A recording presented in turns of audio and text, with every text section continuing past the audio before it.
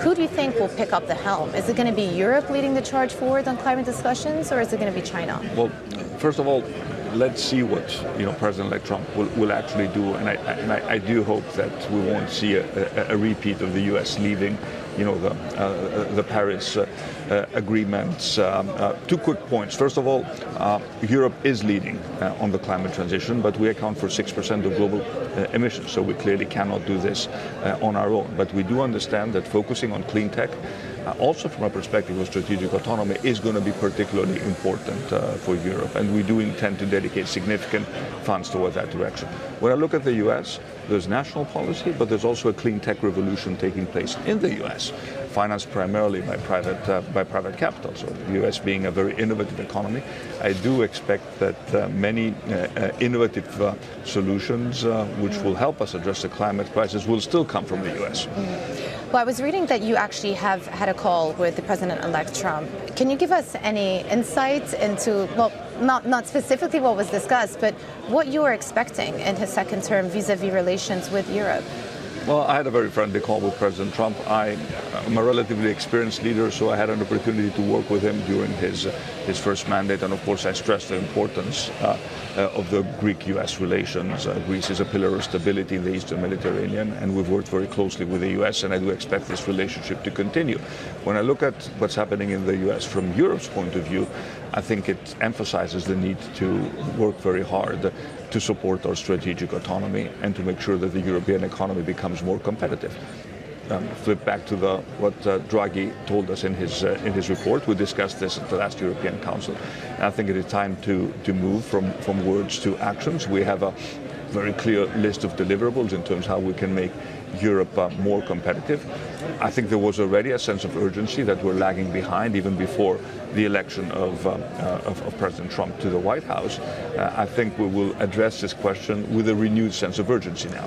What if President Trump starts applying tariffs on European goods? Will there be an incentive for Europe to retaliate? Then you enter into this tit-for-tat trade war? I'm a big believer in free trade.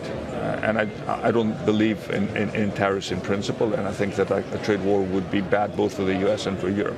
I do think there is a possibility on the U.S.-European relationship to work with President Trump and to find a win-win solution. For example, Europe will be looking to import more liquefied natural gas from the U.S. And I'm talking about LNG because we understand that in the interim, until renewables hit their full potential, we will need natural gas for the foreseeable future. So that will certainly help us in terms of our trade balance with the U.S. So I think there are ways to discuss with the U.S. administration and to find the win-win solutions. I'm a big believer in the transatlantic partnership. And I think when we look at the big global challenges that the world is facing, we need to continue to work strongly with the U.S. to address those challenges. Yeah.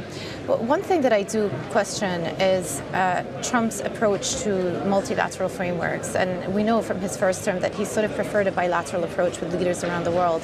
What does that do to Europe's collective standing and stance vis-a-vis approaching some of these relationships? And specifically, when you talk about trade and when you talk about defense, is Europe going to be unified?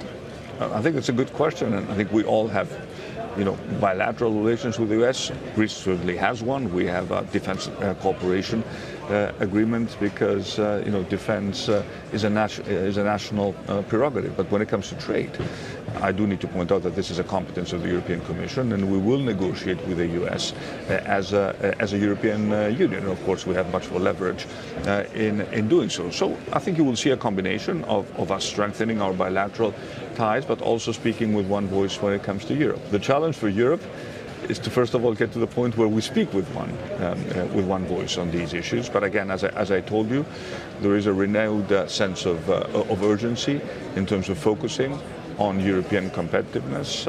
We have a European Commission that is very much committed in moving towards that direction. So I'm cautiously optimistic that we will be able to deliver on our agenda.